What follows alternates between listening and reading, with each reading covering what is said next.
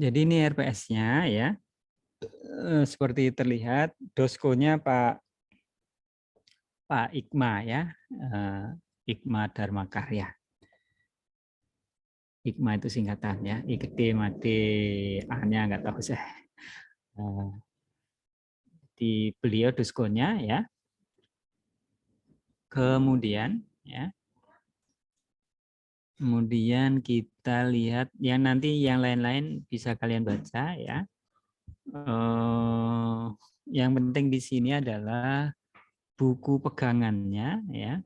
Buku pegangannya adalah Public Finance and Public Policy karangan Pak Gruber ya.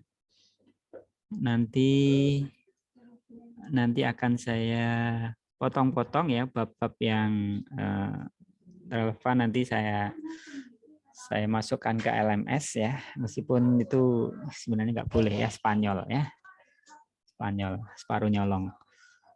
Nah, tapi ya yang pertemuan satu saya kemarin belum sempat masukin ya, tapi PPT-nya saja sudah. Kemudian juga kita akan menggunakan nota keuangan dan APBN.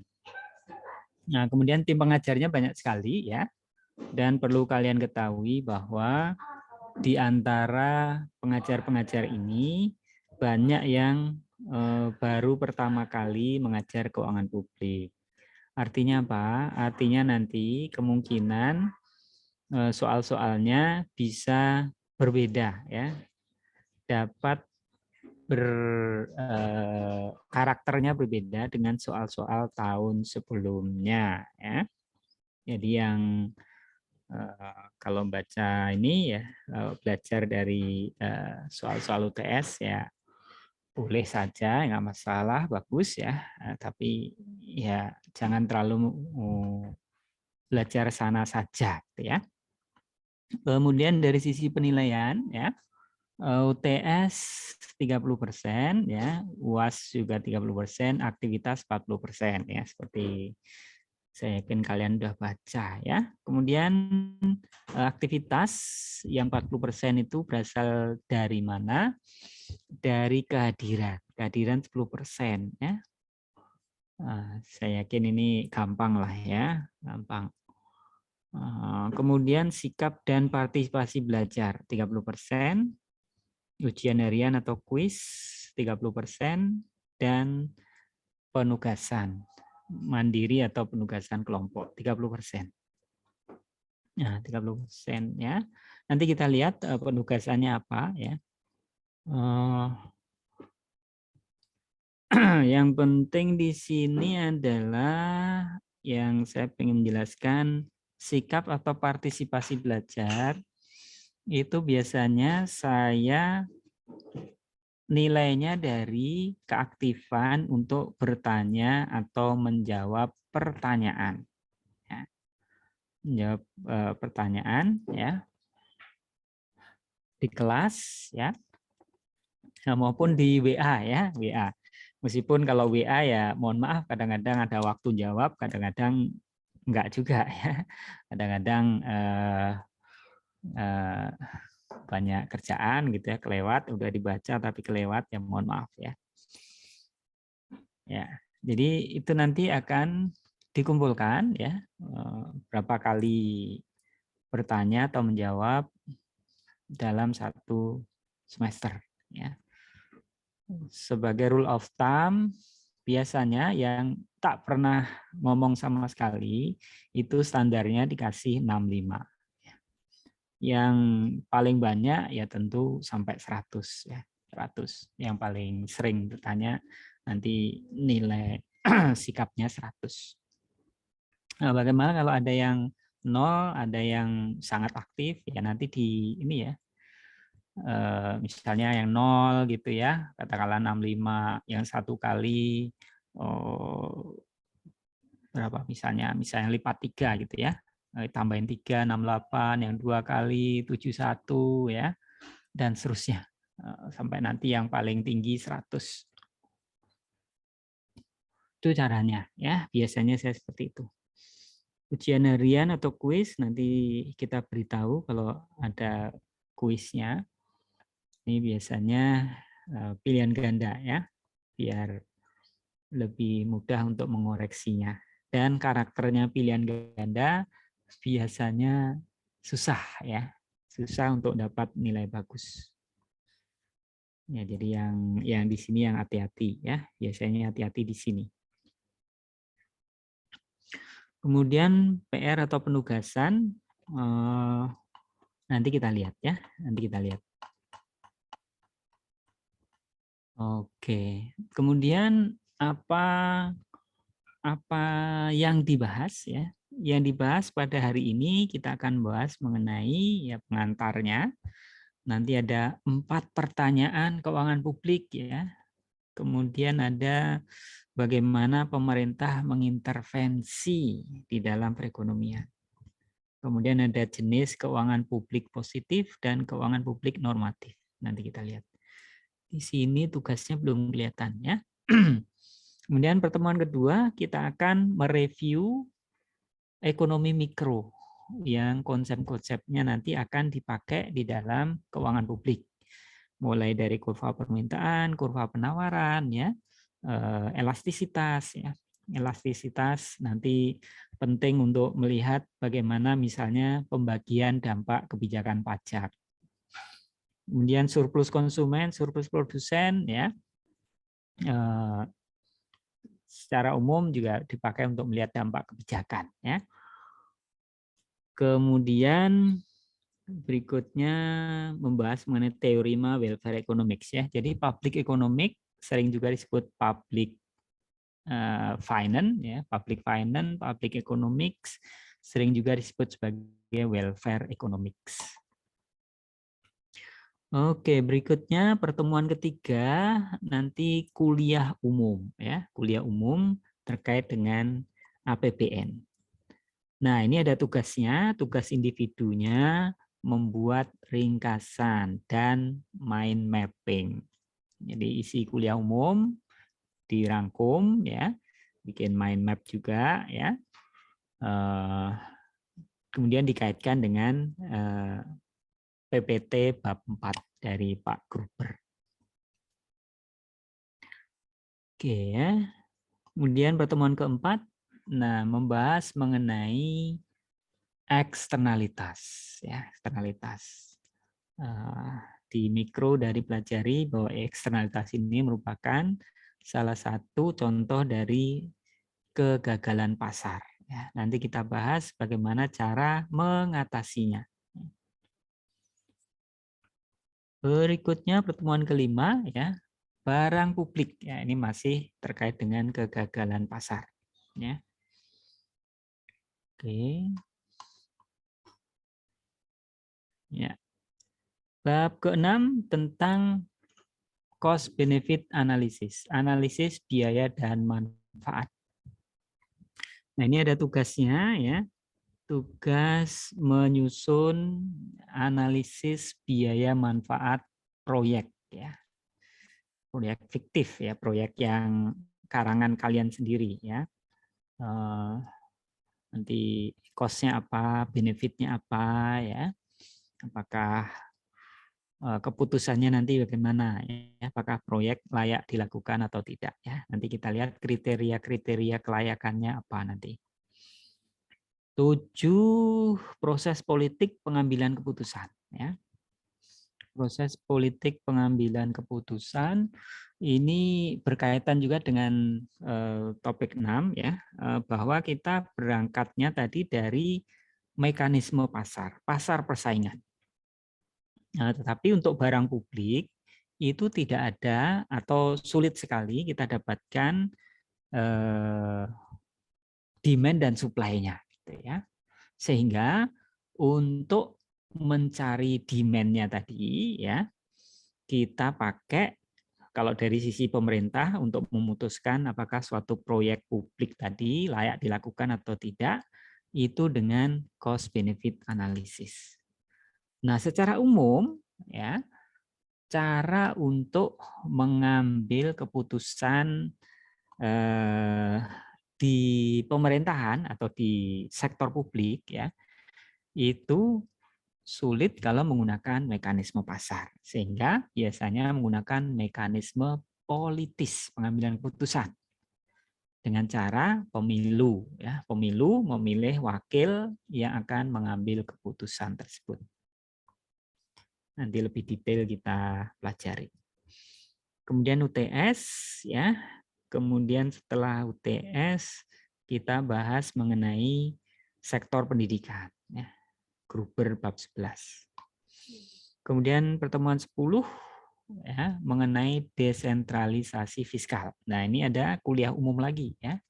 Dan tugasnya juga tugas individu merangkum, ya, membuat ringkasan isi dari kuliah umum, ya, dikaitkan dengan materi Gruber bab 10.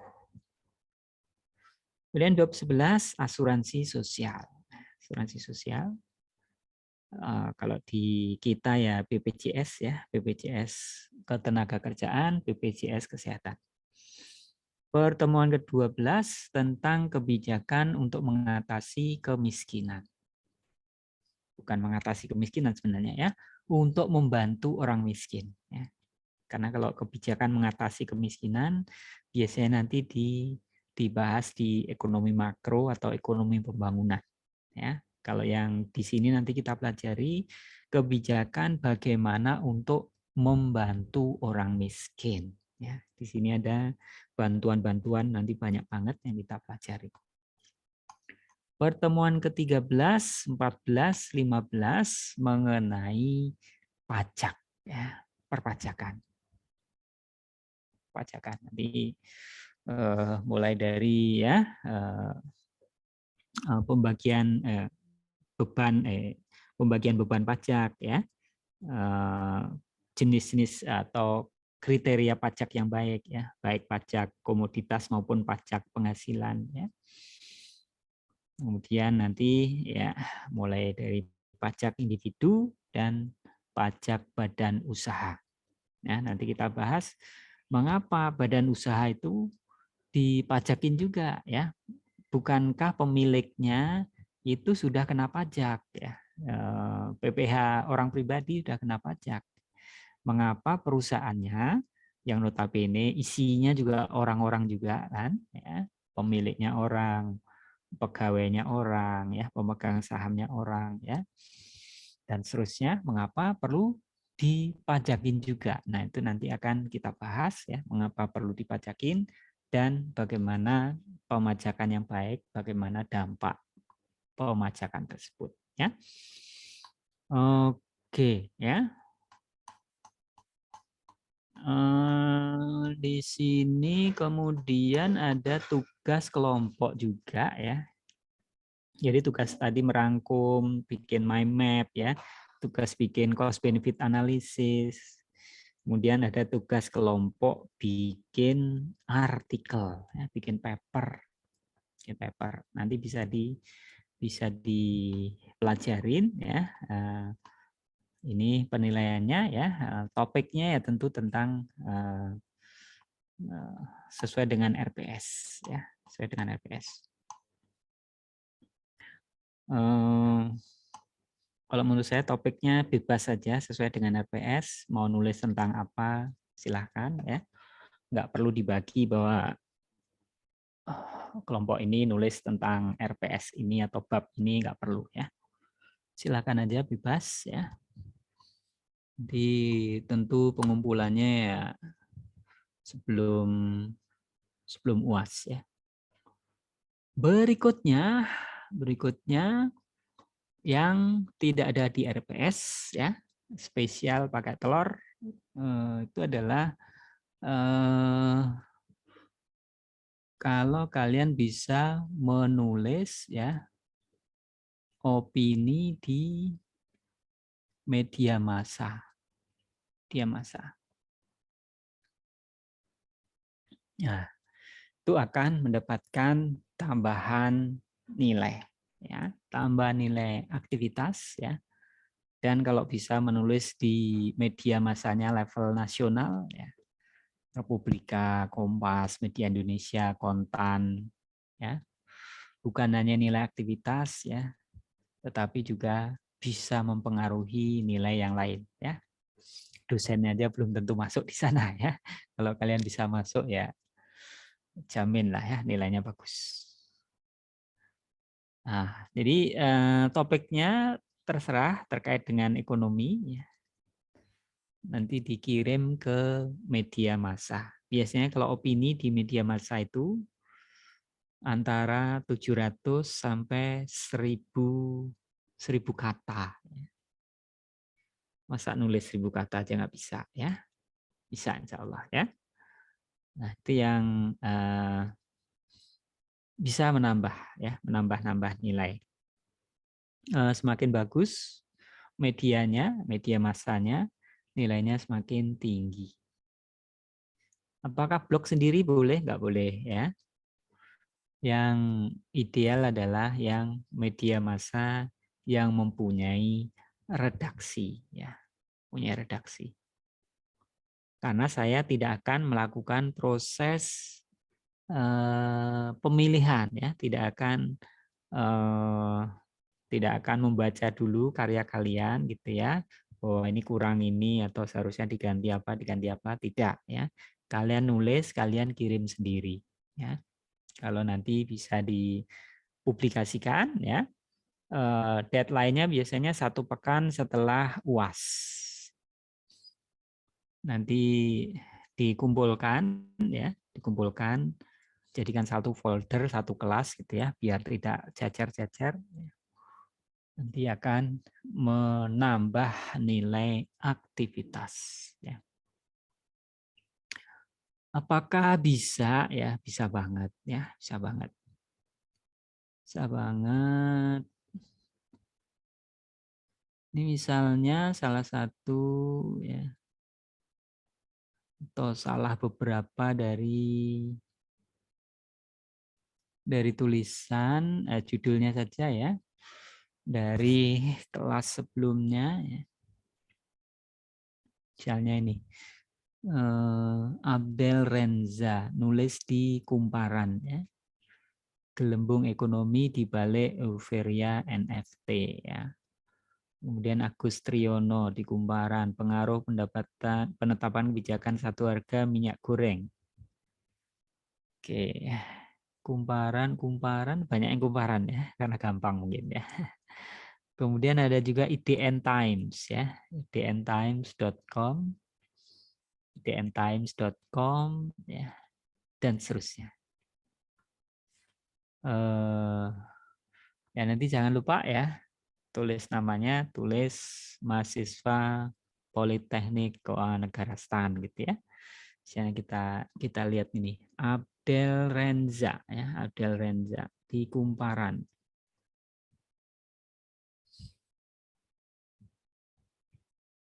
Nah.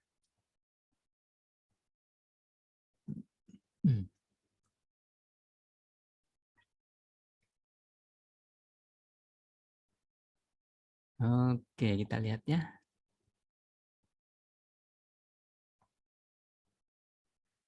Nah, ini misalnya ya. Dia Abdel Renza. Nih. Bla bla bla. Mahasiswa Politeknik Kewarganegaraan. Ya, keren ya. Keren. Ada ininya. Ada fotonya ya. Ada dan lain-lainnya ya. Yang ini Kumparan termasuk mudah ya. Dulu awal-awal banyak juga yang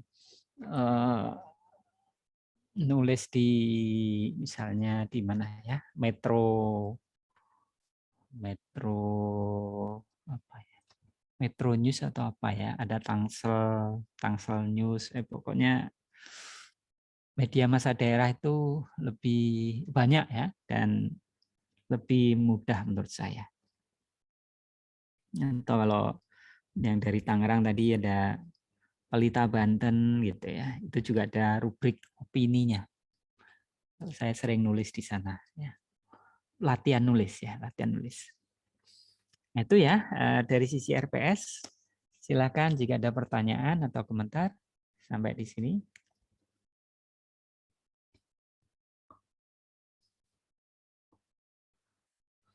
Cukup ya. Ya. Oke, jika tidak ada komentar, pertanyaan terkait dengan RPS kita, ya, kita lanjutkan dengan bahan kita, ya. Bahan kita sebentar.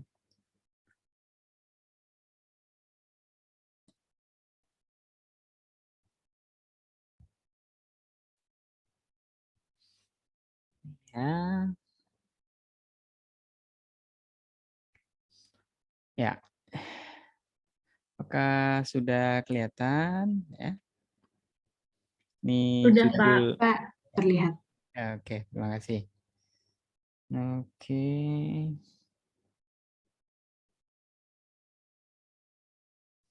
Ya, bentar ya.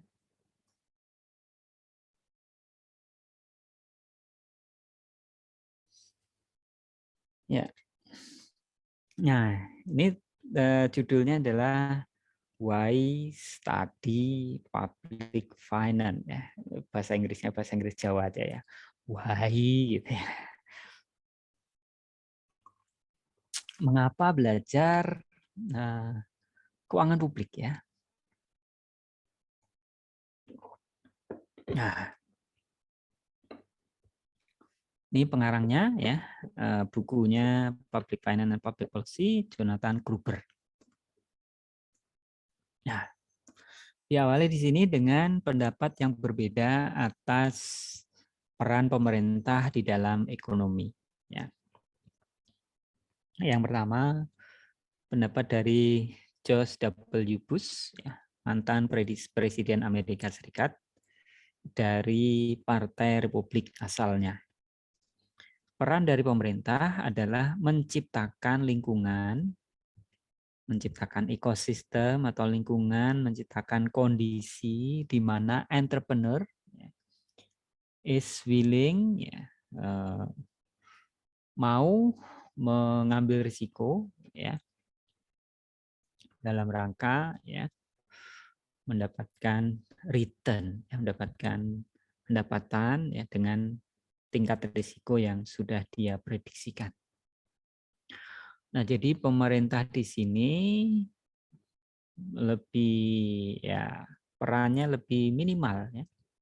Dia hanya sebagai mempengaruhi, ya, menciptakan kondisi pasar yang sehat. Yang kedua, ya, dia lebih, ya, meskipun bedanya mungkin tidak terlalu kelihatan, ya, dia pendapatnya ini lebih pada atau lebih besar pada peran pemerintah dalam kebijakan publiknya, ya, yang berperan, ya, yang berperan di dalam ekonomi, ya. Jadi dia mempunyai tujuan-tujuan tertentu yang misalnya pertumbuhan ekonomi, ya, peningkatan pekerjaan dan seterusnya. Ini artinya pemerintah perannya lebih besar, lebih aktif. Ingat, ini dua-duanya pendapat dari Amerika Serikat yang menggunakan mekanisme pasar, ya, pasar persaingan. Masih di dalam satu mazhab sebenarnya, tetapi beda di dalam melihat bagaimana peran pemerintah. Secara umum di Amerika Serikat ada dua partai politik yang besar, Partai Republik, yang kecenderungannya lebih pada pro pasar, dan Partai Demokrat yang lebih cenderung kepada peran pemerintah yang lebih besar. Nah, itu perdebatannya kelihatan kalau di Amerika Serikat, ya, antara Partai Republik yang berpendapat, ya, peran pemerintah di dalam pasar itu sekecil mungkin, ya, dan lawannya adalah Partai Demokrat. Oke, itu masih di dalam satu mazhab ekonomi pasar. Belum kita bandingkan dengan mazhab ekonomi yang lain. Misalnya yang komunisme atau sosialisme, di mana di sana peran pemerintah, ya justru menjadi sentral, ya, atau sistem perencanaan terpusat, ya. Sistem perencanaan terpusat dia tidak menggunakan mekanisme pasar, tapi menggunakan mekanisme perencanaan terpusat. Nah, memang dalam hal ini yang umum sistem ekonominya sekarang adalah sistem pasar, ya. Sistem liberalisme pasar, pasar bebas, persaingan pasar. Nah, tetapi ada ya negara-negara yang masih menggunakan sistem yang lain. Oke, ya. Nah, jadi tadi melihat ya apakah perannya itu minimal saja ataukah peranannya sebaiknya besar gitu ya. Nah, kalau di dalam pemerintah ya dalam dari sisi pemerintah itu bisa dilihat ya dari sisi expenditure ya, sisi belanja ya. Bisa juga dilihat dari sisi pendapatan atau taxation side ya. Ya ini pemerintah ya. Pemerintah kan ya alatnya nanti kita lihat di belakang ada ya. Salah satunya adalah APBN. APBN, pajak, subsidi gitu ya. Nah, dia bisa dibedakan dari sisi pengeluaran ya. Pengeluaran berarti pemerintah nanti akan menyediakan barang atau jasa ya. Membangun sekolah ya, mempekerjakan guru ya di sekolah-sekolah negeri ya. Membangun puskesmas, membangun rumah sakit. Demikian juga menggaji dokter, menggaji perawat dan seterusnya. Itu semuanya butuh dana. Itu semuanya adalah barang dan jasa publik yang disediakan oleh pemerintah. Nah, taxation side atau sisi penerimaannya itu adalah untuk menutup kebutuhan untuk pengeluaran tadi ya. Pengeluaran tadi. Nah, kembali ke perdebatan ini ya. Kalau pihak yang melihat peran pemerintah itu kecil ya, yang ingin peran pemerintah kecil, biasanya ini dari sisi kapitalis ya, dari sisi pengusaha. Mengapa? Karena dia ya namanya pengusaha ya, dia lebih suka kalau intervensi pemerintah itu kecil. Kemudian kalau peran pemerintah itu kecil, berarti kan APBN ya, belanjanya yang dibutuhkan juga kecil. Belanja yang dibutuhkan kecil berarti pengusaha tadi kena pajaknya juga kecil ya. Kena pajaknya juga kecil. Itu yang kalau di Amerika Serikat itu diwakili oleh Partai Republik yang biasanya isinya adalah kapitalis ya. Pengusaha-pengusaha kaya itu mendukung secara umum ya, mendukung yang Republikan atau orang-orang yang golongan masyarakat yang konservatif biasanya. Nah, sebaliknya untuk yang Demokrat ya. Meskipun ya pembagiannya tidak hitam putih seperti itu ya, tetapi kita bisa lihat kecenderungannya seperti itu. Bagaimana Indonesia? Nggak tahu saya ya. Partai politik di kita jenis kelaminnya nggak jelas ya. Partai politiknya gonta-ganti ya. Ternyata ya kebijakannya gitu-gitu doang. Oke, ini topik yang pertama tadi ya. The 4 question of public fund. 4 pertanyaan yang ingin dijawab oleh keuangan publik. Yang pertama, kapan pemerintah intervensi di dalam ekonomi? Saya jawab secara singkat ya, karena kita berangkatnya dari apa tadi?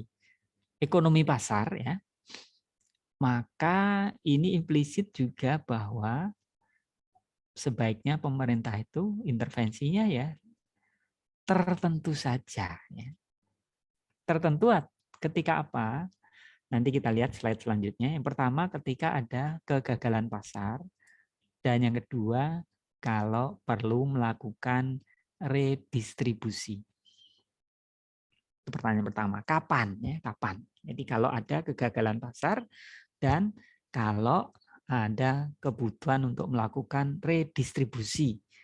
Redistribusi dari siapa? Dari yang kaya kepada yang miskin. Lewat apa? Kalian tentu tahu, lewat pajak ya. Oke, yang berikutnya yang kedua adalah bagaimana cara pemerintah melakukan intervensi. Dan nanti ada alat-alatnya, ada 4 ya, yang tadi pajak, subsidi, APBN tadi salah 2-nya, nanti kita lihat salah-salah yang lain. Yang ketiga adalah apa dampak dari intervensi tersebut. Ya, dampaknya nanti kita lihat dampak langsung dan tidak langsung. Penjelasannya nanti kita lihat. Yang keempat adalah mengapa, ya, mengapa dipilih intervensi itu. Nanti kita lihat ya. Oke, yang pertama tadi ya, kapan ya? Kapan ya pemerintah intervensi? Kalau ada gagalan pasar dan kalau ada perlu redistribusi. Kalau dua ini tidak ada, ya artinya pasar itu ya efisien. Ya. Katakanlah pasar efisien, ya ini yang pertama ini pasar efisien. Artinya pasar apa? Ya pasar dalam kondisi persaingan. Ya kita pelajari di mikro ya. Ini kurva demand, kurva supply. Bahwa pasar yang efisien itu ya ketika consumer surplusnya penuh gitu ya. Ketika produser surplusnya penuh. Dead weight loss-nya 0 ya. Dead weight-nya 0. Karena efisiensi atau inefisiensi dihitung dari seberapa besar dead weight loss itu. Ya, kemudian katakanlah ada intervensi gitu ya, intervensi pemerintah dalam bentuk pajak. Nah, kita pelajari di mikro akan terjadi dead weight loss ini ya. Yang seharusnya kuantitas yang bisa ditransaksikan ya sebesar QE ya, dia hanya bisa sebesar Q ya. Sehingga terjadi dead weight loss. Oke ya, itu mengingatkan lagi tentang ekonomi mikro. Jadi 2 alasan mengapa pemerintah boleh melakukan intervensi. Yang pertama gagalan pasar, yang kedua perlu melakukan redistribusi. Ya. Ini contoh untuk market failure ya. Market failure di sini asuransi ya. Asuransi kesehatan ya. Dalam hal ini adalah vaksinasi ya, vaksin. Katakanlah dia vaksin gitu ya. Vaksin. Nanti kita pelajari ya bahwa kalau menggunakan mekanisme pasar saja maka akan tidak efisien ya, akan tidak efisien dalam hal asuransi ini ya, dalam hal asuransi tidak akan efisien karena orang kecenderungannya tidak mau membayar ya, tidak mau ikut asuransi. Cenderungannya ya. Jadi kalau menggunakan mekanisme pasar saja akan banyak orang yang tidak ikut asuransi. Sehingga biasanya ikut asuransinya harus dipaksa lewat asuransi publik ya, asuransi yang disediakan oleh pemerintah atau dipaksa lewat peraturan. Lewat peraturan. Karena kalau enggak orang itu males ya. Nanti kita pelajari ketika membahas mengenai asuransi ya di bab-bab yang belakang. Oke ya, sehingga di sini ya asuransi, jadi ada asuransi ya yang membuat pesertanya sedikit gitu ya, sedikit. Kemudian di sini ada vaksin ya, vaksin. Asuransi nanti merupakan contoh dari salah satunya ya ada asymmetric information ya, kegagalan pasar dalam bentuk informasi asimetri ya. Kemudian kalau vaksin ini sebenarnya dia kegagalan pasar dalam bentuk eksternalitas positif ya. Eksternalitas positif. Bahwa dia orang yang vaksin itu manfaatnya bukan hanya bagi dia sendiri, tetapi juga bagi masyarakat yang lain. Dalam bentuk apa? Dalam bentuk dia sehat, dia tidak menularkan penyakitnya ke pihak lain. Itu eksternalitas positif.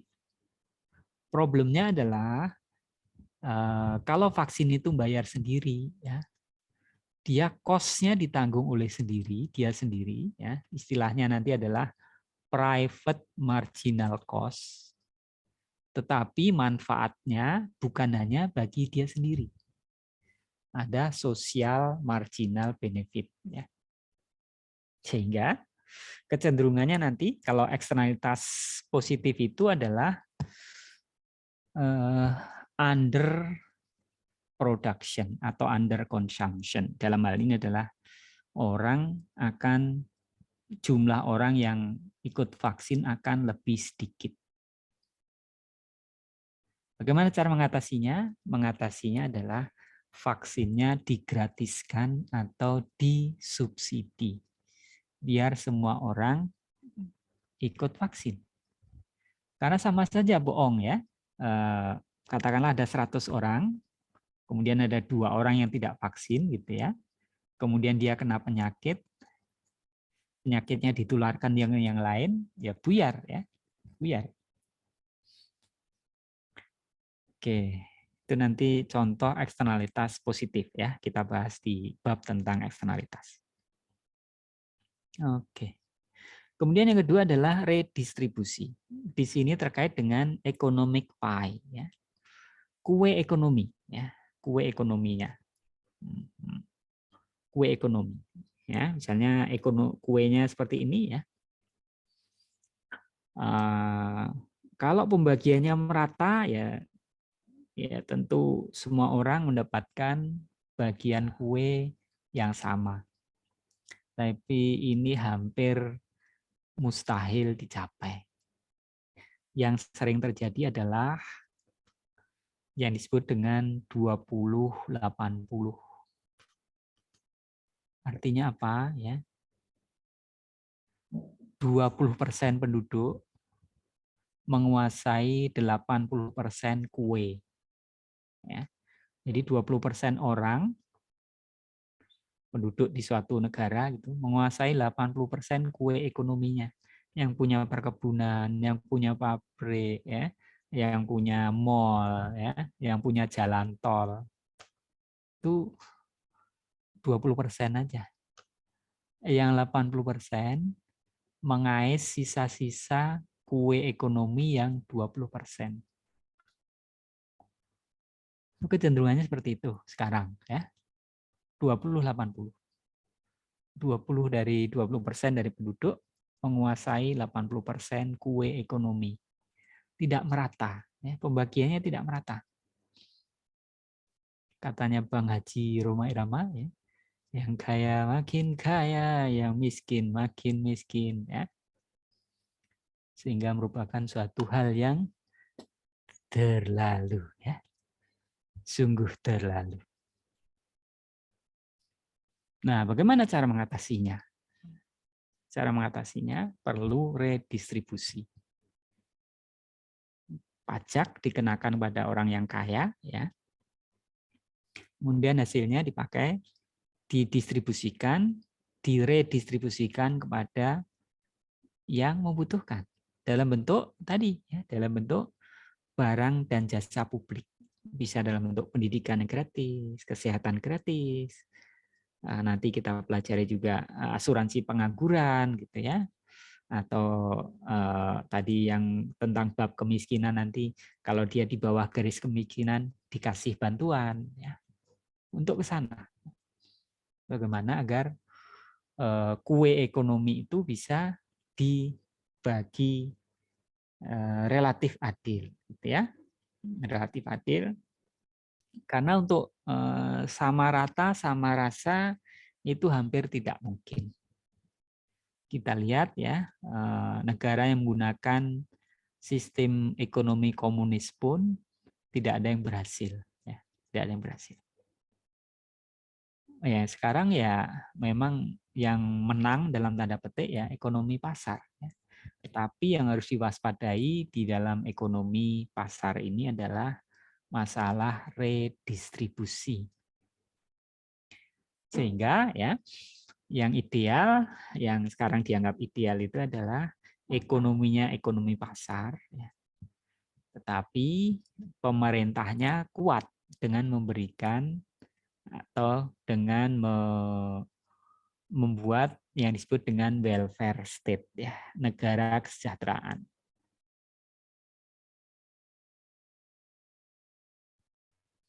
Indonesia sebenarnya konsepnya didirikan sebagai negara kesejahteraan, welfare state. Karena di dalam pembukaan maupun di dalam batang tubuh Undang-Undang Dasar 45 itu ada pasal-pasal yang menyatakan bahwa ya negara ya bertanggung jawab terhadap kehidupan warga negaranya. Itu sebenarnya welfare state ya, tapi baru-baru sekarang saja kita mempunyai kemampuan untuk melaksanakannya, meskipun juga belum ideal. Oke. Oke ya. Nah, di sini ya redistribusi ya bisa menyebabkan inefisiensi. Nah, selalu kalau di PIE itu disebut ada trade-off ya. Ada trade-off antara efisiensi ya versus equity. Tadi katakanlah kita pengen menolong orang yang miskin gitu ya. Itu kan berarti problemnya di equity, di keadilan. Caranya tadi katakanlah dengan mengenakan pajak, ya, mengenakan pajak. Orang kaya dipajakin. Nah, tapi ya kita pelajari di mikro ya bahwa pengenaan pajak, misalnya pajak atas produsen gitu ya, maka di sini akan menyebabkan adanya inefisiensi ini, ya. Adanya dead weight loss. Nah, dead weight loss itu inefisiensi.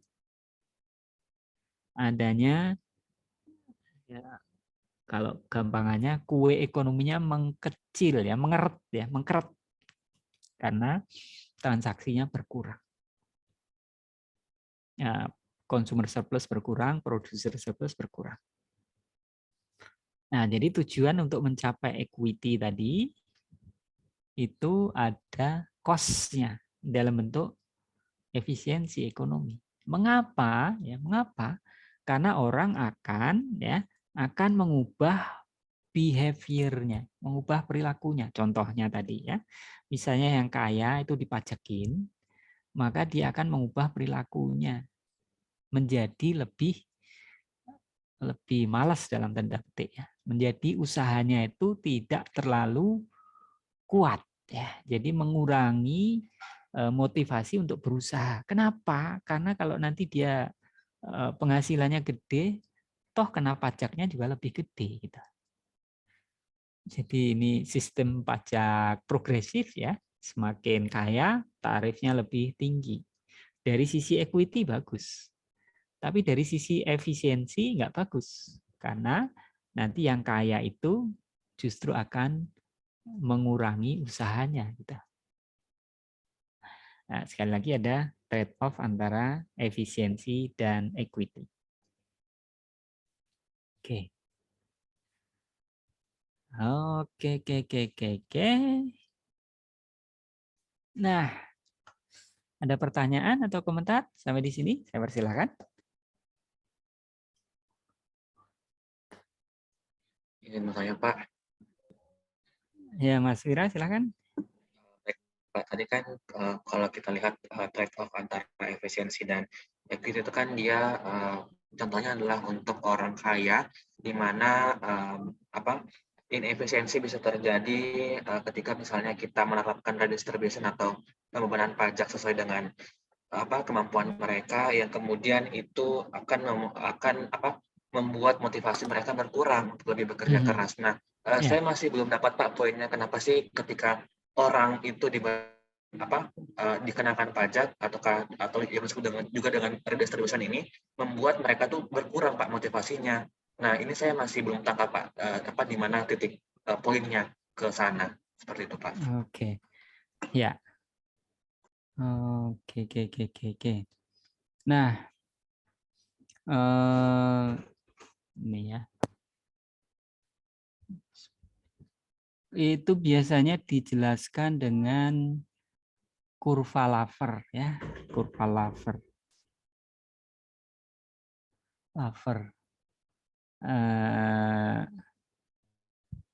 Ini katakanlah tarif pajaknya ya. Ini apa? Penghasilannya rupiahnya gitu ya. Rupiahnya. Ketika tarifnya 0 ya, penghasilan juga 0 ya. Karena penghasilan berapapun kali tarif pajaknya 0 ya, penghasilannya 0. Tarif pajaknya 100%, penghasilan juga 0 ya. Karena itu jadi kayak apa? Kerja paksa gitu. Orang suruh bekerja dapat penghasilan nanti dirampas semua oleh negara gitu. Jadi orang ya pada akhirnya nggak mau bekerja, ngapain ya orang ntar secara manusiawi ya kalau kehendak bebas ya, kecuali di bawah todongan senjata gitu ya, nggak kerja kamu ditembak atau dipukulin. Oke, ya jadi ada titik optimal di sini ya, ada titik optimal. Inilah titik optimal itu, tarif yang optimal. Jadi kalau dia masih di sebelah kiri yang titik optimal itu, kalau tarifnya dinaikkan, ya penerimaan pajak akan naik. Tapi dilewati titik optimal, ya tarif pajaknya dinaikin, penerimaannya juga turun, ya namanya kurva Laffer, ya Laffer curve. Nah itu ya penjelasannya sebenarnya tadi ya behavioral perubahan perilaku, behavioral change. Karena orang melihat ya bahwa itu menjadi tidak adil gitu. Ini kerjaan saya, hasil pekerjaan saya bekerja keras, kenapa hasilnya kok semakin banyak yang diambil oleh pemerintah? Ya.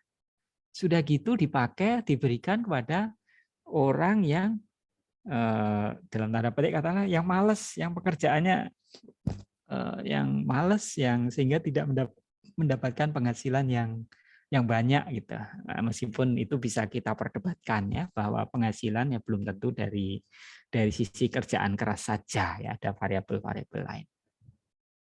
Tapi itu manusiawi ya, bahwa ketika semuanya diambil ya atau semakin banyak yang diambil oleh negara, maka orang menjadi malas gitu ya, malas untuk menambah penghasilannya karena dia nanti akan semakin banyak membayar. Makin banyak membayar. Sehingga dia akan ya kurang lebih ya. Jadi nanti sebagai pemerintah ya kita harus tahu ya. Ini titik tarif pajak yang optimal itu berapa gitu. Sehingga kita menentukan tarifnya tidak terlalu tinggi, ya, dan juga tidak terlalu rendah. Ya. Kalau di mikro dipelajari juga ya, bahwa ada penawaran tenaga kerja, ada kurva penawaran yang slope-nya negatif gitu. Biasanya kan kalau penawaran kan gini ya.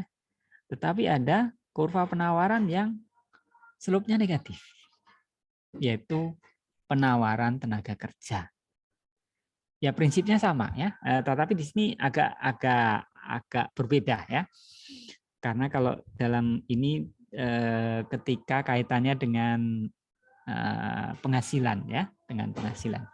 Kalau yang ini kaitannya dengan pajak. Tapi mungkin bisa dibandingkan sebagai apa ya? Ada titik optimal gitu ya. Bahwa kalau dia penghasilan pekerja itu masih rendah, dia ditambah jam kerjanya, maka dia akan suka. Karena dia akan meningkatkan penghasilannya. Tapi kalau dia sudah relatif kaya, ya ini price ya, ini price dari tenaga kerja itu ya upah ya, upahnya sudah banyak, udah tinggi ya. Dia pengen menikmati hidup ya. Sehingga kalau ditambah upahnya ditambah gitu ya, dia nggak menambah jumlah tenaga kerjanya, jumlah penawaran jam kerjanya. Dia justru mengurangi jam kerjanya. Sama prinsipnya ya. Ada the law of diminishing ya, marginal return ya. Nah, kalau dikaitkan dengan pajak juga seperti itu ya. Kalau dikaitkan dengan pajak itu biasanya kaitannya dengan aspek keadilan ya. Dia merasa tidak adil, diperlakukan tidak adil. Mengapa dia harus dikenakan pajak yang lebih besar? Sering kita dengar seperti itu ya. Pengusaha merasa kok saya sudah berusaha, mempunyai perusahaan, mempekerjakan orang. Kenapa saya dikenakan pajak? Perusahaan saya dikenakan pajak. Sudah gitu pajak saya masuk bracket yang tinggi gitu ya, karena dia memang penghasilannya besar. Nah, seperti itu logikanya ya, bahwa dia merasa diperlakukan tidak adil ya, sehingga kalau dia merasa tidak diperlakukan tidak adil, maka dia akan mengubah perilaku. Nah, protes dia itu, tapi protesnya nggak berani terang-terangan gitu ya. Protesnya dalam bentuk mengurangi usahanya, ya, mengurangi usahanya, mengurangi effortnya, sehingga dia katakanlah kalau ada bracket gitu ya, ada tarif pajak ya, misalnya ya di bawah 50 juta gitu ya, sampai kemudian 200 juta gitu ya, dengan tarif yang semakin meningkat, nah, maka dia akan menyesuaikan tuh bagaimana agar dia jatuh ke dalam kelompok penghasilan yang tarif pajaknya rendah ya. Kalau bisa, kalau nggak bisa biasanya dengan memanipulasi. Misalnya melaporkannya nggak benar dan seterusnya. Demikian Mas Fira, semoga bisa menjawab. Baik Pak, terima kasih Pak atas jawabannya. Terima kasih. Berikutnya saya persilakan jika ada lagi.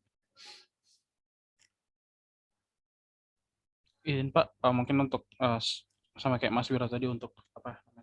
Ya, Mas Ram, silakan. Memastikan aja. Jadi kesimpulannya kayak lebih ke behavioral gitu Pak, kayak perilaku gitu Pak. Iya, Tadi. iya. Kalau di ekonomi itu saya terpikir sama yang itu Pak. Gimana kalau misal dalam suatu pabrik terus kalau labornya udah kebanyakan itu nggak efisien, itu sama ya Pak? Labornya sudah kebanyakan ya. Ya, Kebanyakan. dia mirip kurva Laffer gitu Pak. Kalau makin tinggi makin turun. Ya. Ya, dia ada bahwa kalau semakin banyak tenaga kerjanya ya, MPL-nya, marginal product of labor-nya makin rendah ya. Proporsi sumbangan setiap pekerja terhadap output semakin kecil ya. Ya grafiknya ya itu sebenarnya memang apa karakter umum ya yang dipakai di ekonomi ya. Ada law of diminishing bla bla bla gitu ya. Law of diminishing marginal utility. Kalau kita semakin makan atau minum semakin banyak, tambahan utilitasnya ya mula-mula tinggi, kemudian turun sampai kemudian kalau katakanlah minum sudah gelas keempat, gelas kelima, itu bukan menambah kebahagiaan, itu justru merupakan hukuman gitu ya. Kita bisa sakit perut, bisa muntah, bisa pingsan ya, bahkan bisa kalau terlalu banyak ini bisa meninggal gitu. Sama itu ya. Law of diminishing marginal return tadi ya, semakin banyak pekerjanya justru sumbangan setiap orang terhadap output itu semakin berkurang ya. Karena biasanya kalau alatnya nggak ditambah ya, maka dia semakin berkurang ya. Salah satu caranya untuk mengatasi produktivitas yang berkurang tadi dengan menambah alat atau dengan menambah teknologi. Nah, jadi memang penggunaan kuadratik ya, kurva kuadratik ini umum ya, memang fenomena umum di ekonomi. Kalau kita menggambarkan kurva demand dengan garis lurus, kurva supply dengan garis lurus, itu sebenarnya hanya untuk penyederhanaan. Ya. Di dalam kenyataannya ya lebih cenderung ke naik turun atau kuadratik atau mungkin bahkan kubik gitu ya, kubik. Terutama nanti kubik itu kalau kita memperhitungkan risiko itu biasanya persamaannya pangkat 3 gitu. Kalau ini kan persamaannya kuadrat ini ya. Y sama dengan X kuadrat ditambah berapa X ditambah berapa gitu ya kalau matematika dulu. Nah, jadi memang itu kecenderungan umum Mas Ram ya yang di observe di dalam ekonomi ya. Demikian. Ada lagi saya persilahkan. Saya izin bertanya, Pak. Ya, Mbak Lia silakan. Ya, Pak. Untuk dampak intervensi ini, saya baca di buku yang Google itu juga terdapat direct effect-nya, Pak. Yang itu tuh bisa individu tidak merubah perilakunya dalam merespon intervensi. Berarti kan itu berkebalikan sama yang tadi merubah perilakunya itu ya, Pak. Kenapa itu disebut dampak, Pak? Padahal kan dia tidak merubah perilakunya begitu, Pak. Oke. Itu slide setelah ini. Berarti kita lanjutkan dulu ya. Kita lanjutkan dulu. Izin tanya, ini Pak. Siapa nih? Mbak Dia silakan. Iya, izin tanya Pak. Berarti buat kurva lever ini bukan berdasarkan naiknya tarif pajak ya Pak? Berarti berdasarkan kayak perubahan dampak dari perubahan tarif pajak gitu ya Pak? Kalau ini kurva lever itu hubungan antara penerimaan pajak dengan tarif pajak dia sebenarnya. Ya. Jadi dia menunjukkan ya kalau tarifnya semakin meningkat itu penerimaannya bisa naik bisa turun ya tergantung dari posisi dari apakah tarifnya itu sebenarnya sudah melewati titik optimal atau belum ya. Itu Lever sendiri sebenarnya mengakui bahwa itu dia ngambil idenya dari Ibnu Khaldun ya, Ibnu Khaldun. Nanti yang punya buku Muqaddimah ya. Kebetulan ada nih ya. Harus di ini dulu ya. Muqaddimah Ibnu enggak kelihatan ya, enggak kelihatan. Nah, ini ya. Muqaddimah Ibnu Khaldun, tapi belum dibaca ya. Dibaca khusus ketika saya mempelajari Laverkov ini ya, belajar Laverkov. Ada yang bilang, oh itu di Ibnu Khaldun ada gitu. Makanya saya beli buku ini ya. Bukan buku bahasa Inggrisnya atau bahasa Arabnya ya, tapi saya beli yang versi bahasa Indonesianya yang lebih mudah ya, karena saya nggak bisa bahasa Arab ya. Nah, jadi dia menunjukkan hubungan antara tarif pajak dengan penerimaan pajak. Nah, nanti bagaimana detailnya ya? Detailnya kelihatannya di babnya nanti juga ada ya, bab kurva Laver. Demikian Mbak Dia. Baik, Pak. Terima kasih, Pak. Terima kasih ya. Oke. Nah, kita lanjutkan yang ini dulu sebelum menjawab pertanyaan dari Mbak Lia ya. Nah, bagaimana cara pemerintah intervensi? Nah, di sini ada yang pertama dengan mekanisme harga. Price mechanism. Ya, caranya dengan pajak atau subsidi ya. Pajak atau subsidi. Subsidi itu adalah pajak negatif ya, negatif tax itu subsidi ya, dia sama saja sebenarnya. Arahnya aja yang beda ya. Nah, kita lihat tadi ya, ketika tadi ada pengenaan pajak ya, misalnya pajak atas produsen gitu ya, maka dia akan mengubah harga ya. Harganya berubah, harganya naik. Kuantitasnya turun ya. Kuantitasnya turun. Kalau subsidi sebaliknya ya, subsidi menurunkan harga, kemudian nanti dia meningkatkan kuantitas ekuilibrium. Oke. Berikutnya adalah yang kedua di sini mandat ya, mandat. Atau bisa juga disebut ya peraturan gitulah gampangannya ya. Peraturan. Jadi pemerintah mengintervensi dengan mengeluarkan peraturan. Peraturan itu isinya kalau nggak perintah larangan. Kalau melanggar peraturan dikenakan sanksi, sanksi administratif, denda, atau bisa juga penjara. Contohnya ya.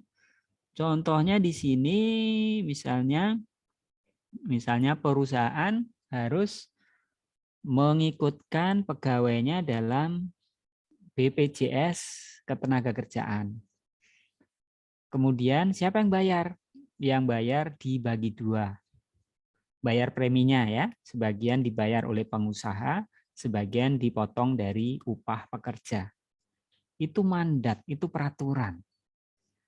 Bagaimana kalau nggak melaksanakan? Ya, dia bisa dikenakan sanksi. Demikian juga misalnya peraturan bahwa pabrik nggak boleh membuang limbahnya langsung ke sungai. Dia harus membuat instalasi pengolah limbah. Itu mandat, itu peraturan. Ya. Oke. Secara umum ya, price mechanism kalau di mikro dipelajari bahwa itu lebih disukai ya daripada yang terutama yang mandat ini ya. Kalau mandat ini gampang bikinnya ya, peraturan itu gampang bikinnya, tapi susah untuk melaksanakannya. Ya. Yang price mechanism itu gampang melaksanakannya, tapi susah bikin tarif pajak, bikin tarif subsidi yang pas gitu ya. Karena kalau nggak pas nanti tadi ya, Laver tadi ya. Oke. Alat yang ketiga, public provision. Jadi pemerintah menyediakan sendiri barang dan jasa publik. Di sini contohnya Medicare ya. Medicare itu pelayanan kesehatan. Jadi programnya langsung oleh pemerintah. Berarti dibiayai oleh APBN secara langsung, dilaksanakan oleh pemerintah. Kalau di kita mungkin ya Pendidikan itu ada sekolah negeri, ada universitas negeri. Kesehatan ada rumah sakit pemerintah, rumah sakit daerah, ada puskesmas gitu ya. Itu public provision langsung ya. Alatnya, bahannya itu dari pemerintah. Pegawainya juga pegawai pemerintah. Yang keempat, public financing of private provision. Kalau yang ini ya, itu yang melaksanakan itu adalah swasta. Tapi nanti kemudian biayanya di-reimburse oleh pemerintah. Kalau di kita contohnya apa? Di kita BPJS Kesehatan ya. BPJS Kesehatan itu kita bisa memakai yang public provision ya, bisa menggunakan sarana kesehatan pemerintah, tetapi juga bisa menggunakan pelayanan kesehatan swasta. Nanti rumah sakit swasta atau klinik swasta itu nanti dia akan mereimbus biayanya ke BPJS. Nah, itu termasuk public financing of private provision. Oke, ya, yang tadi yang ditanyakan ada efeknya, ya, efeknya ada disebut dengan direct effect, ada yang indirect effect. Nah, yang perubahan perilaku tadi itu yang masuk di dalam indirect effect. Ya, contohnya seperti apa? Contohnya di sini adalah misalnya asuransi kesehatan. Ya, asuransi kesehatan.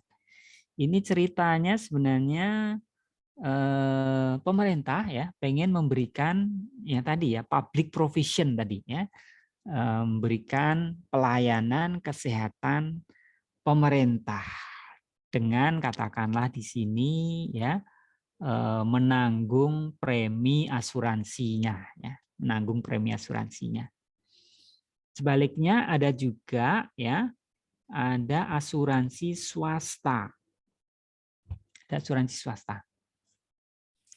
Nah, idealnya pemerintah hanya menanggung asuransi bagi yang miskin gitu ya, bagi yang miskin.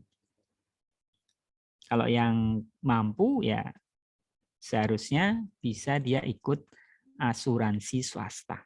Misalnya, direct effect di sini direncanakan dia pengen menanggung 44 juta warga ya yang tidak mempunyai asuransi dengan biaya 88 miliar dolar direct effect. Oke, bagaimana indirectnya? Ada di sini perubahan perilaku. Perubahan perilaku yang awalnya dia sudah ikut asuransi swasta, dia mendeokan diri ya, dia mengeluarkan diri, nggak ikut lagi asuransi swasta karena dia pengen dapat asuransi pemerintah yang gratis ya, asuransi pemerintah yang gratis.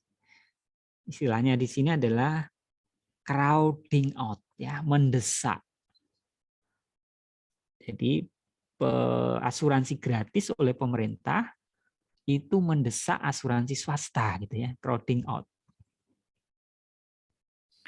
Jadi banyak yang berhenti dari asuransi swasta, dia ikut asuransi pemerintah. Kenapa? Gratis ya. Di mana-mana kalau gratis itu tuh sedap ya, kalau gratis tuh semuanya juga mau ya, semuanya mau. Nah, jadi kalau katakanlah tadi ada perubahan perilaku, maka anggarannya bengkak gitu ya. Misalnya di sini ada yang asuransinya 200 juta orang gitu ya, yang ikut asuransi swasta, katakanlah 90 jutanya saja ya, nggak nyampe separuh ya, yang drop out gitu ya, yang pindah ke asuransi gratis, maka anggarannya bengkak ya, dari 88 menjadi 268. Tapi kalau hanya 10% yang berubah perilakunya, 20 juta ya, 10% kali 200 juta, 20 juta.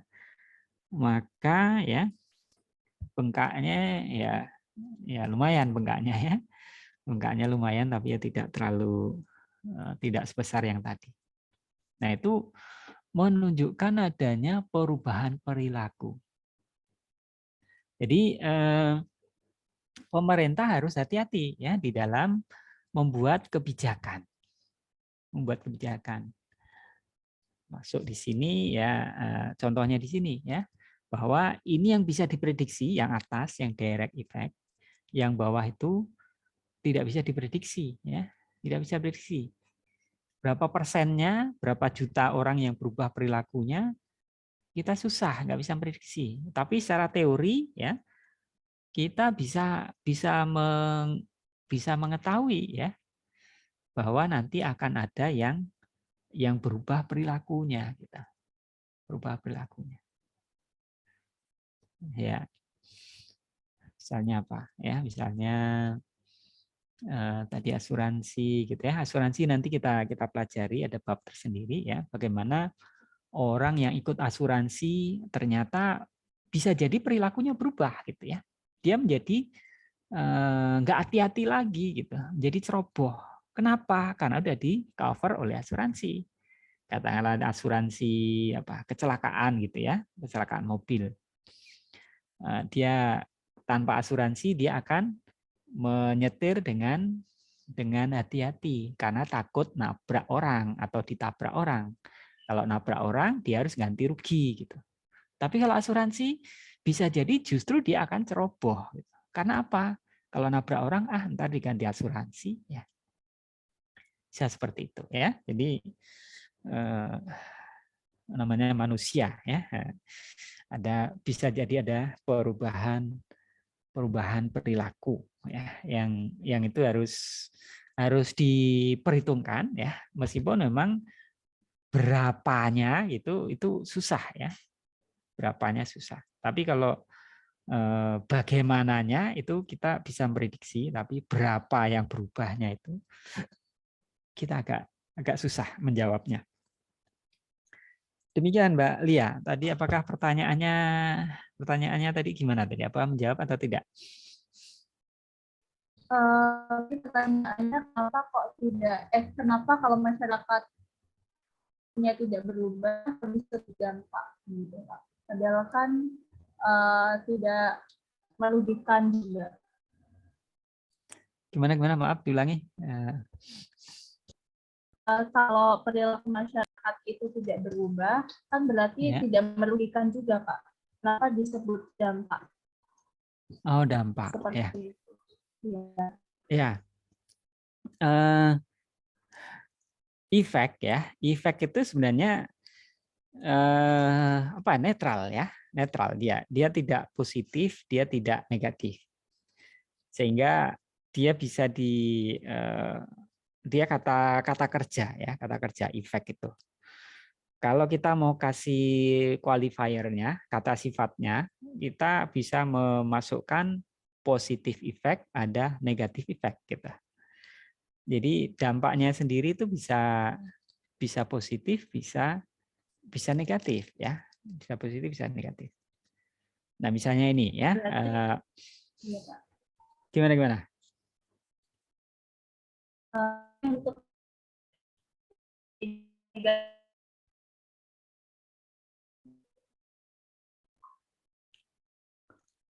mohon maaf saya nggak dengar gimana.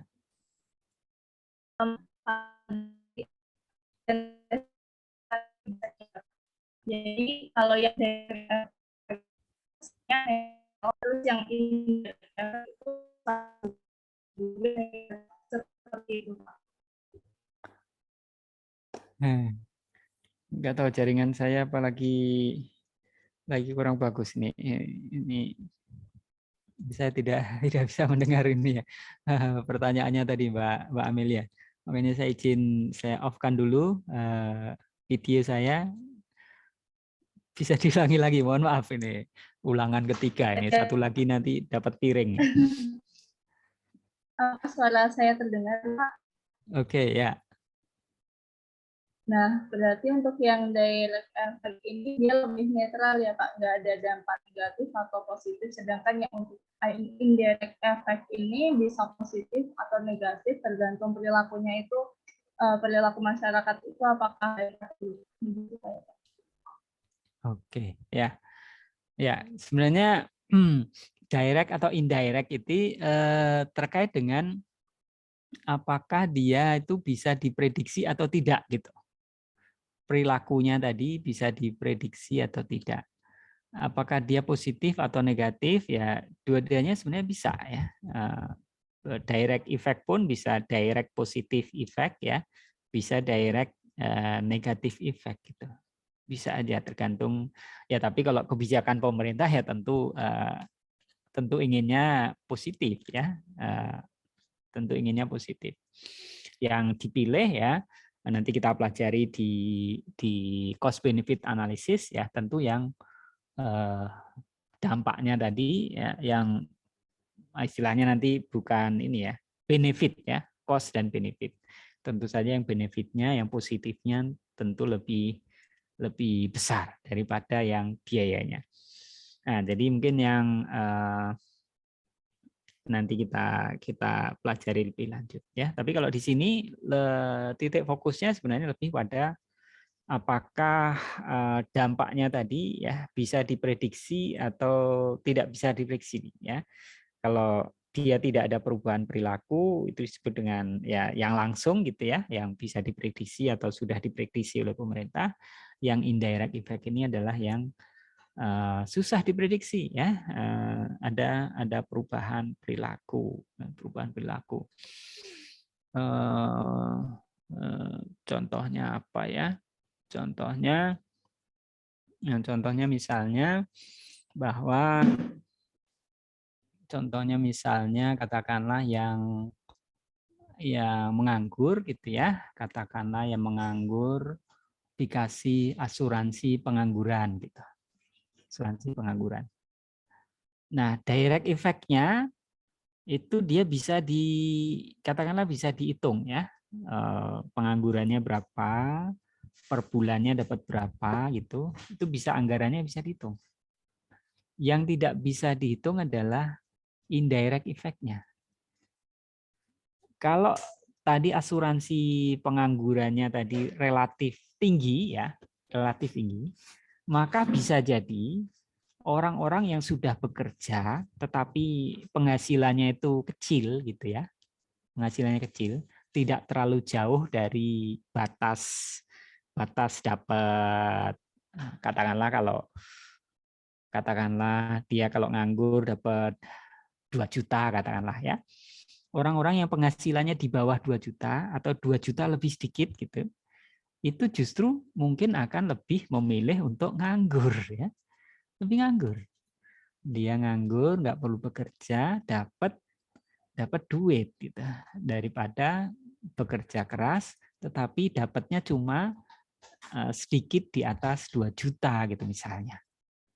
Nah, itu sehingga nanti pemerintah sulit ya untuk memprediksi berapa sih kebutuhan anggaran untuk ini pengangguran ini gitu. Mungkin seperti itu. Kurang lebihnya. Demikian Mbak Lia. Ada lagi? Saya persilakan. Jika ada pertanyaan lain. Bisa bertanya, Pak? Ya, Mas Asif, silakan. Untuk vaksin COVID sendiri kan termasuk eksternal positif, yang dimana tindakan pemberian vaksin ini dapat memberikan manfaat bagi orang lain. Nah, jika beberapa orang masih menolak adanya vaksin COVID seperti itu, nah apakah vaksin COVID itu masih tergolong eksternal positif, Pak? Terima kasih, Pak. Ya, jadi yang vaksinasi tadi ya, vaksinasi, kalau dia ikut vaksin ya, maka dia memberikan eksternalitas positif ya. Tapi kalau sebaliknya nggak vaksin ya berarti dia memberikan eksternalitas negatif bagi masyarakat ya. Karena katakanlah dia kena penyakitnya ya, dia bisa menularkan gitu. Bisa menularkan. yang ceroboh dia gitu katakanlah ya, yang ceroboh itu dia nggak mau ikut vaksin, tetapi ketika dia kena penyakitnya dia bisa menularkan kepada pihak lain. Jadi kerugiannya bukan hanya bagi dia sendiri gitu, tetapi kerugiannya juga bagi pihak lain. Nah, itu yang memberikan eksternalitas negatif bagi masyarakat ya. Masyarakat kalau katakanlah dia tidak ikut vaksin ya, kemudian menularin orang yang lain, tapi yang menularin tadi kemudian ngasih ganti rugi kepada orang yang ditularin, nah itu nggak ada eksternalitas negatif ya. Karena dia eksternalitasnya diinternalisasi oleh orang yang menyebabkannya dengan cara membayar biaya orang yang sakit tadi. Sebaliknya juga, tadi orang yang sudah vaksin tadi itu dikatakan mempunyai eksternalitas positif ya. Eksternalitas positif karena dia sebenarnya manfaatnya ya, bukan ikut vaksin, manfaatnya bukan hanya bagi dia ya, tapi juga bagi orang lain ya. Mungkin kalau yang lebih jelas misalnya apa ya, pendidikan gitu. Dia ikut dia kuliah ya, dia pendidikannya lebih tinggi, itu merupakan ikut sekolah gitu ya, eksternalitas positif. Karena manfaatnya bukan hanya bagi dia. Manfaatnya bagi dia apa? Manfaatnya bagi dia lebih pandai, lebih terampil gitu ya, sehingga dia mendapatkan pekerjaan ya, lebih mudah, gaji lebih tinggi. Itu manfaat pribadi ya. Bagi masyarakat apa? Dia lebih menjadi warga masyarakat yang baik gitu ya. Karena biasanya orang yang berpendidikan itu menjadi lebih taat peraturan ya, lebih produktif ya, tidak apa ya, partisipasi terhadap masyarakatnya menjadi lebih tinggi biasanya ya, biasanya. Ya tentu ada pengecualiannya ya, misalnya koruptor itu yang lebih banyak orang berpendidikan tinggi gitu ya. Nah, itu outlier ya, outlier bahwa pendidikan itu memberikan eksternalitas negatif ya. Tapi secara umum pendidikan memberikan eksternalitas positif. Nah, jadi kembali ke pertanyaannya tadi ya, kalau vaksin ya, yang ikut vaksin eksternalitas positif ya. Tapi kalau dia nggak ikut ya, dia merupakan bisa dapat merupakan sumber dari eksternalitas negatif. Demikian Mas Asif, semoga bisa menjawab. Ya, terima kasih Pak. Oke, ada lagi saya persilahkan. Pak izin Pak. Ya silakan Mbak Dia. Kalau ini Pak tentang kebijakan yang endemi kemarin itu kita tuh lebih ke positif atau negatif Pak? Kan soalnya kan kalau WHO kan masih bilang kayak terlalu dini untuk mengambil kebijakan endemi gitu Pak. Nah dari segi ekonomi kalau misalnya saya lihat sih adanya endemi ini kan lebih bebas gitu ya Pak ya, melakukan kegiatan ekonomi. Nah itu gimana Pak?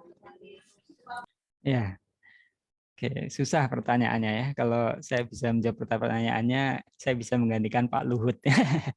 Bercanda. Jangan ada yang bilang ke beliau ya, nanti bisa ini.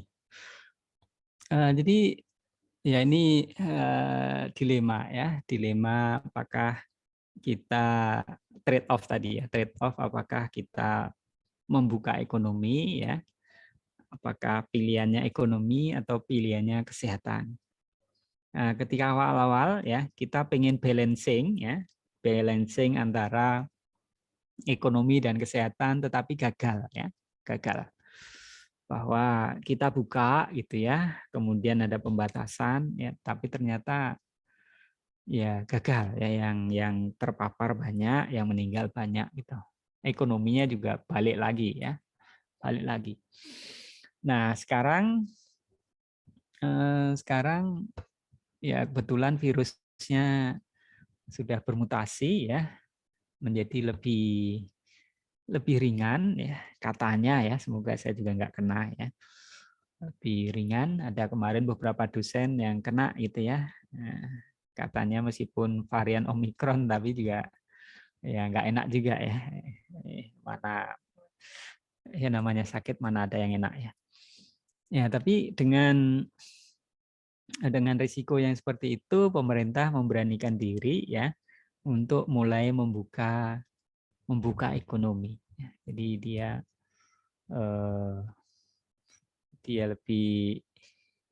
lebih terbuka ya pada ekonominya ya, dengan menganggap bahwa dia sudah menuju kepada dari pandemi menjadi endemi ya, menjadi endemik ya.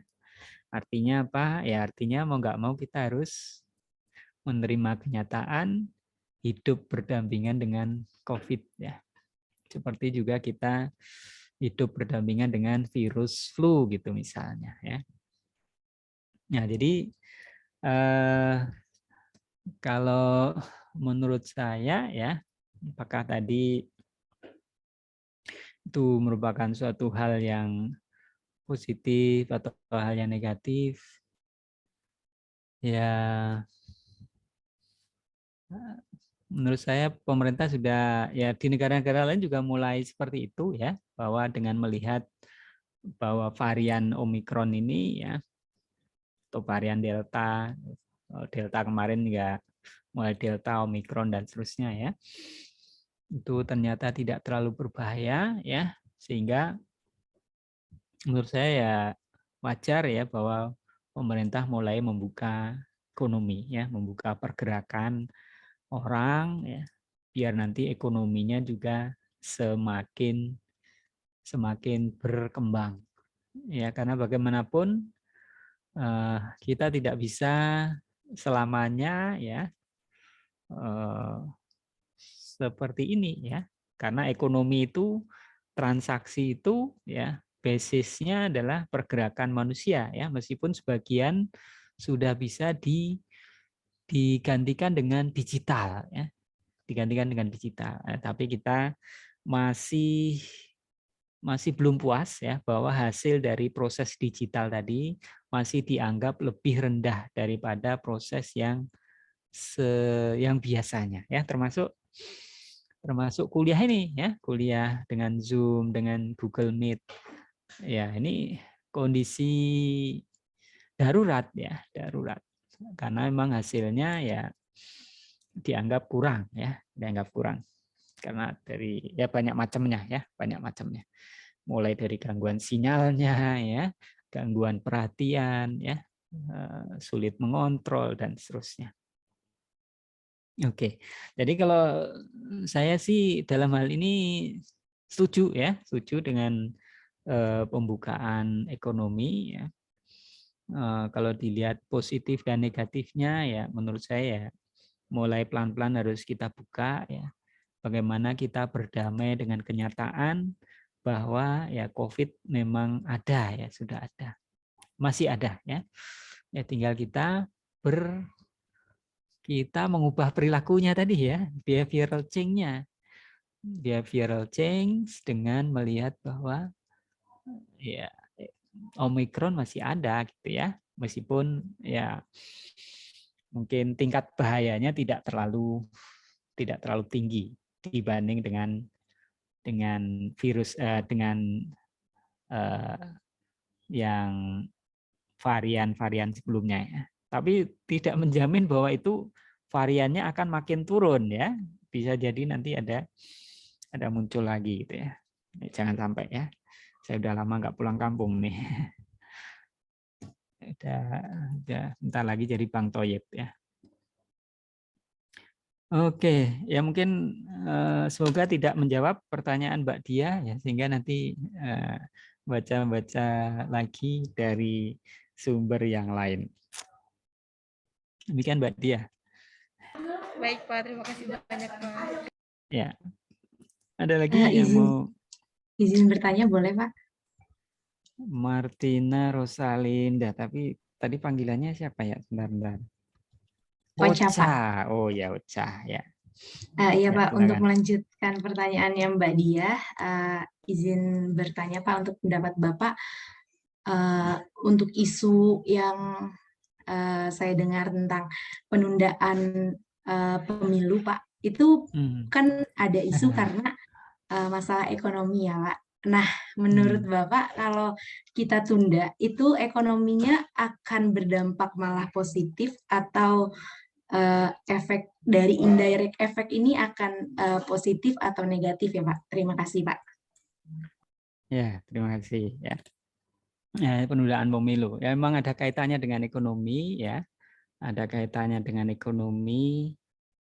Kalau menurut pendapat saya dia kaitannya dengan ekonomi, bahwa ekonomi sekarang hancur lebur gitu ya, hancur lebur, sehingga kalau pemilu itu dilakukan dalam kondisi ekonomi yang buruk, itu kemungkinan besar incumbent itu akan kalah.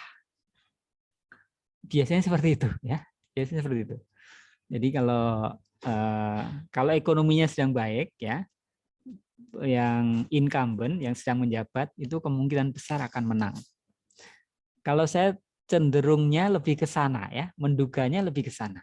Karena penguasa sekarang berpendapat bahwa itu tidak menguntungkan bagi mereka gitu ya, bahwa kondisi ekonominya sedang nggak bagus ya, sehingga untuk meningkatkan probabilitas menang ya, dia minta perpanjangan menunggu ekonominya bagus gitu, dengan segala argumentasinya.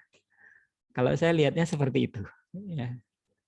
Nah, dia pengen menang ya, namanya orang ikut pemilu ya, bukan pengen jujur ya, pengen menang ya, pengen menang. Karena kalau dia menang itu dapat semuanya ya, dapat semuanya. Ya, kalau dugaan saya seperti itu, bahwa nanti dia akan pemilu sekarang merugikan ekonomi, saya nggak percaya, saya nggak percaya. Saya lebih percaya bahwa yang bersangkutan takut kalah kalau pemilu dilakukan ketika ekonominya sedang jelek. Sedang jelek. Kalau saya seperti itu, Mbak Ocha. Jadi sebenarnya bukan dari ekonominya ya Pak, tapi dari pihak yang berpengaruh gitu ya. Dugaan Ya, saya baik. seperti itu ya, karena kalau dilihat dari ekonomi yang katakanlah nanti pemilu gitu ya, itu kan nanti itu menggerakkan ekonomi itu sebenarnya, karena ada suntikan ya, suntikan dana entah dari mana ya, biasanya kan ya kita tahu sendiri ya, pemilu di kita entah memang ya yang pengeluaran yang benar gitu ya, untuk kampanye, untuk spanduk ya. Kampanye itu kan mengumpulkan orang ya, mengumpulkan orang, ada banyak sekali. Itu kan kayak kita melakukan apa ya? Kita menyelenggarakan konser, menyelenggarakan SEA Games, menyelenggarakan pertandingan olahraga, itu kan mengumpulkan orang, menggerakkan ekonomi dengan cara orang akan berputar gitu ya, orangnya berputar, duitnya berputar. Ya, dari sisi belanja ya, terutama dari sisi belanja sebenarnya. Itu saya yakin kalau ekonomi pemilu ya, uangnya banyak beredar ya. Uang itu adalah darah perekonomian ya, semakin banyak uang beredar, ekonomi akan semakin bergerak. Ya, tapi tentu saja ya kita bisa bertanya sumbernya dari mana duitnya gitu ya. Bisa ya. Tapi kalau dilihat dari kalau di makro ya, di makro kalau PDB ya dari sisi pengeluaran itu kan Y ya, Y sama dengan C gitu ya. Y sama dengan C tambah I tambah G ya. Tambah X min M ya. Ekspor tambah impor. Ya, untuk dari sisi government expenditure tentu naik ya, karena hitungan KPU aja biaya pemilu itu sekian triliun gitu ya, berarti government expenditure akan naik ya. Investment mungkin agak turun karena investasi asing atau investasi dalam negeri akan lihat-lihat dulu gitu ya, siapa yang menang, siapa yang kalah gitu. Intinya ada ketidakpastian, mungkin investasi akan turun. Konsumsi kemungkinan akan naik. Ya.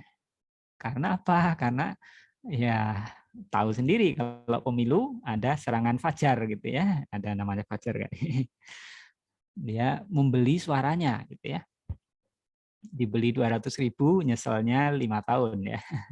Ya tapi bagaimana ya? Memang itulah demokrasi kalau diterapkan ketika perut kosong, maka ya hasilnya ya kurang memuaskan. Ya. Artinya suaranya bisa dibeli, ya, bisa dibeli atau mudah dibeli. Ya, mudah dibeli. Nah jadi katakanlah ekspor dan impornya tetap gitu ya, maka dengan peningkatan di government expenditure sama peningkatan di konsumsi ya, maka Y-nya juga akan naik ya. Y-nya akan naik. Jadi kalau dugaan saya ya, kalau pemilu ekonominya justru akan tumbuh ya. Justru akan tumbuh.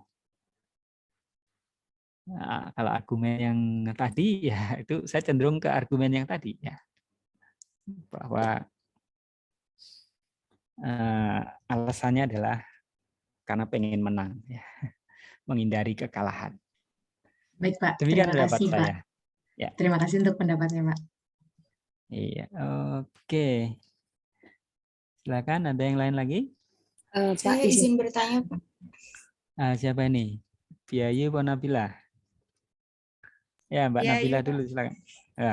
Oh, Biayu silakan. Silakan Mbak Biayu. Duluan ya, Bil. Pak, mohon dikoreksi Pak. Menurut saya intervensi itu kan dilakukan buat hal yang positif ya Pak. Nah, misal intervensi ini nanti bakalan menimbulkan hal yang negatif, misalnya nih Pak, yang sekarang lagi boom itu kan terkait minyak ya Pak. Adanya intervensi dari pemerintah yang nyabut HET itu kan menjadikan harga minyak itu naik banget tuh Pak. Nah, menurut Bapak sendiri tuh cara biar harga minyak itu bisa normal lagi gimana Pak? Kalau misal kalau hukum penawaran permintaan itu kan kita nggak usah beli minyak dulu gitu kan Pak, biar nanti harganya bisa turun. Tapi kan ini mau puasa, terus mau lebaran itu kan minyak kayak dibutuhkan banget gitu loh Pak. Nah, menurut Bapak gimana Pak? Terima kasih. Oke, ya. Pertanyaannya susah ini. Kalau bisa jawab ini saya bisa menggantikan Pak Lutfi ya, Menteri Perdagangan. Ya, jadi ya ini repotnya kita sumber minyaknya itu dari CPO ya, CPO, dan CPO itu produk yang di luar negeri juga laku gitu, karena dia turunannya sebenarnya banyak sekali ya. Banyak sekali karena dia merupakan sumber fat itu, lemak gitu ya, di mana turunannya bisa bukan lemaknya ya, karbonnya ya, dia sumber karbon dari organik yang turunannya bisa banyak sekali ya, mulai dari sabun ya, lotion, untuk pelumas mungkin bisa juga ya, macam-macam ya, termasuk untuk minyak goreng, untuk margarin dan seterusnya. Jadi ya sebenarnya substitusinya banyak banget gitu ya. Produk itu bisa dipakai untuk banyak banget. Demikian juga dia di luar negeri itu laku gitu. Di luar negeri laku. Sehingga ketika harga luar negeri itu lebih tinggi ya, maka ya rasional ya, pengusaha rasional yang mending jual di luar negeri gitu. Nah, tadi cara pemerintah untuk mengatasinya kan tadi salah satunya dengan peraturan gitu ya, dengan mandat. Misalnya mandat di sini ada 2 ya, mandat bahwa sebagian persentasi dari CPO tadi dipakai untuk sumber energi, ya, karena kita mempunyai target untuk bauran energi terbarukan, ya. Sekian persen itu berasal dari biofuel, ya, yang sumbernya dari CPO juga, ya. Nah, jadi bisa juga dipakai untuk energi, ya. Jadi kita ada target, ada mandat untuk mencapai bauran energi dari sumber terbarukan. Ada mandat bahwa pengusaha, ya tadi ada aturan harga eceran. Nah, emang complicated, ya, complicated, karena sumbernya sama, tetapi produknya bisa bermacam-macam, ya. Bisa macam-macam. Nah, ya, katakanlah ini kalau menggunakan apakah mandat tadi, ya sebenarnya mandat itu tidak terlalu disukai, ya, tidak terlalu disukai karena dia enforcement-nya susah. Enforcement-nya susah. Contohnya mandat bahwa dia harus mensuplai minyak goreng di dalam negeri. Enforcement-nya gimana? Ternyata kan susah. Lebih mudah mungkin dipakai cara yang price mechanism, misalnya apa? Bahwa dia untuk agar penyediaan minyak goreng, penyediaan CPO untuk bahan minyak goreng itu terjamin, maka untuk ekspor CPO dikenakan bea keluar yang tinggi. Nah, itu mungkin lebih ini, ya, lebih efektif. Lebih efektif. Kalau public provision mungkin agak susah karena pemerintah kelihatannya tidak punya ini, ya, tidak punya pabrik minyak goreng, ya, BUMN minyak goreng, ya. Ngapain juga BUMN minyak goreng, ya, karena swasta saja sudah bisa, ya. Nah, jadi pilihannya memang antara katakanlah melarang gitu atau memerintahkan, tetapi dari mikro kita belajar bahwa price mechanism itu lebih disukai oleh ekonom. Lebih karena dia nanti akan bisa mempengaruhi perilakunya secara, ya, lewat mekanisme harga gitu, bukan lewat mekanisme non harga. Jadi kalau saya jadi menteri, ya kelihatannya mau ikut pusing juga, ya. Ikut pusing juga. Ya sementara seperti itu udah agak susah emang. Ntar kalau saya sudah jadi menteri, ya saya jawab lagi. Baik Pak, dapat dipahami Pak. Terima kasih. Ya terakhir Mbak Nabila, ya silakan. Ya Pak, saya izin bertanya Pak terkait pemerintah dalam mengambil hasil kebijakan itu, apakah hasil yang efisien itu adalah hasil yang terbaik Pak, melihat adanya trade-off? Terima kasih Pak. Hasilnya yang terbaik, ya. Nah, dalam kenyataannya, ya, nanti itu pertanyaan keempat, ya, pertanyaan keempat belum kita lihat PPT-nya, nanti dilihat sendiri PPT-nya, pelajari sendiri, ya, bahwa kepentingan siapa sih sebenarnya yang harus didahulukan, ya, tentu kepentingan dari rakyat gitu, ya, yang terbaik dari rakyat. Rakyat yang mana? Rakyat yang besar atau rakyat yang kecil? Rakyat yang kaya atau rakyat yang miskin? Nah, itu nanti di dalam keuangan publik, ya, dijawab ketika kita membahas mengenai agregasi preferen. Apakah kita memberikan bobot yang sama, ya, atas preferensi, atas kepentingan dari setiap orang? Itu disebut dengan utilitarian. Apakah kita memberikan bobot yang lebih banyak kepada orang yang miskin misalnya? Itu disebut dengan Rawlsian. Atau misalnya ya kita tinggal melihat aja ya, mana yang lebih banyak. Itu sering disebut dengan Paretian gitu ya, Pareto efisiensi.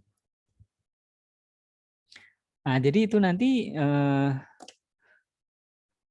di dalam poin ketiga tadi ya, ada keuangan publik normatif, ada keuangan publik positif. Nah, keuangan publik itu lebih pada normatif. Normatif economics kalau kita pelajari di mikro atau makro. Bahwa dia dipengaruhi oleh norma, ya, dipengaruhi oleh norma. Bahwa yang seharusnya ya tergantung norma yang kita anut ya, tergantung norma yang dianut oleh negara itu. Misalnya kita katakanlah berdasarkan Pancasila, yang di dalam Pancasila itu kita harus memberikan perhatian yang lebih tinggi pada orang yang fakir miskin dan anak terlantar. Nah, sehingga kalau ada kebijakan pembangunan yang merugikan orang miskin, ya kita harus sensitif gitu ya. Harus sensitif. Katakanlah dampaknya positif tinggi gitu ya. Meningkatkan pertumbuhan ekonomi, menyerap tenaga kerja sekian ratus orang. Tapi ternyata ada suatu desa miskin yang harus kegusur gitu ya, yang kemarin kasus di Jawa Tengah ya, daerahnya siapa tuh? Daerahnya siapa? Nah, apakah gimana yang siap? Siapa yang harus dipilih gitu ya? Siapa yang harus dikorbankan ya? Siapa yang harus dimenangkan? Nah, itu menjadi pertanyaan normatif. Kalau nanti di cost benefit analysis kita bisa hitung benefitnya, kelompok ini mendapatkan manfaat ini ya sekian, kelompok B mendapatkan katakanlah manfaat sekian, kelompok C mendapatkan dampak negatif sekian rupiah ya, nanti harus diukur dalam bentuk rupiah. Tapi nah itu cost benefit analysis ya, dia lebih ke positif ya. Tapi kalau kita harus memilih tadi ya, itu nanti menjadi keuangan publik normatif. Norma kita yang terbaik, yang seharusnya, yang harus dimenangkan itu siapa gitu. Dan itu tidak mudah ya, tidak mudah. Karena setiap kebijakan pasti ada yang dapat untung dan pasti yang dapat buntung. Nah, kalau Pareto asalkan keuntungannya lebih tinggi daripada kerugiannya, itu oke ya, oke. Nah, tetapi ada kriteria lain ya, kriteria normatif lain yang tidak seperti itu. Bahwa kita harus memberikan perhatian yang lebih banyak ya kepada warga yang miskin, yang kurang beruntung. Dan saya yakin ideologi kita Pancasila ke sana gitu ya. Bahwa meskipun pembangunan itu dampaknya positif, ya, tapi jangan sampai merugikan orang, terutama orang miskin. Kalaupun merugikan, ada dampak negatif, kasih kompensasi yang layak gitu. Itu baru namanya Pancasilais ya. Baru namanya Pancasilais. Norma kita seperti itu ya.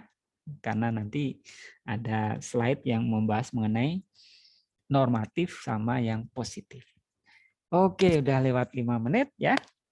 Jadi PPT yang belum ini dibaca lagi, tolong dibaca lagi. Jika ada yang kurang jelas bisa ditanyakan, bisa disimpan untuk pertanyaan untuk pertemuan berikutnya, atau bisa ditanyakan di WA grup kelas ya. Tapi kalau WA belum tentu segera dijawab ya, karena ada yang lain-lain juga. Oke, terima kasih ya. Mohon maaf bagi yang belum kebagian pertanyaan ya. nanti kita berikan kesempatan yang lebih luas untuk pekan berikutnya ya, dengan syarat sudah dibaca ya. Oke, terima kasih atas perhatiannya. Sampai ketemu pekan depan insyaallah ya. Jaga kesehatan dan jangan lupa bahagia ya. Terima kasih. Assalamualaikum warahmatullahi wabarakatuh. Waalaikumsalam. Waalaikumsalam. Waalaikumsalam warahmatullahi